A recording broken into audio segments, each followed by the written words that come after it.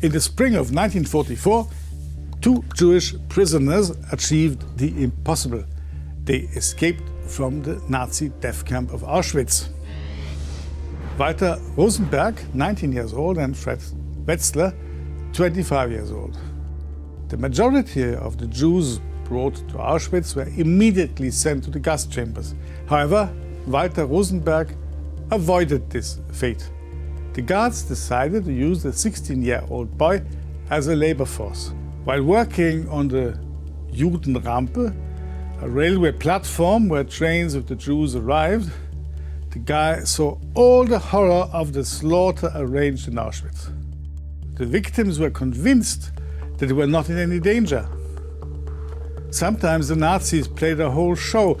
They pretended to be worried about the uncomfortable journey that the newly arrived people had to live. On the way to the gas chambers, on the verge of death, people were promised coffee after the so-called disinfection.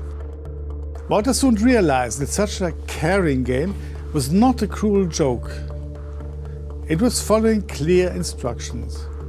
People had to go to their deaths voluntarily and in organized rows. The horror of realizing the scale of deception made Walter decide to escape. At the agreed time, the accomplices hid Walter and his friend in a special hole under a pile of firewood. The guys lay under a pile of firewood for almost 3 days.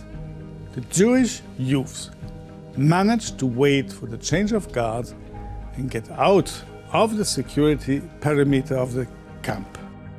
Over 11 days, traveling only at night, without a map or compass, Walter Rosenberg and Fred Wetzler managed to cross the mountains, rivers and forests of Nazi-occupied Poland and made their way to the homeland of Slovakia. The survivors contacted the remnants of the local Jewish community, hid in the basement of a retirement home in the provincial town of Žilina, and spent 2 weeks telling their stories in Auschwitz.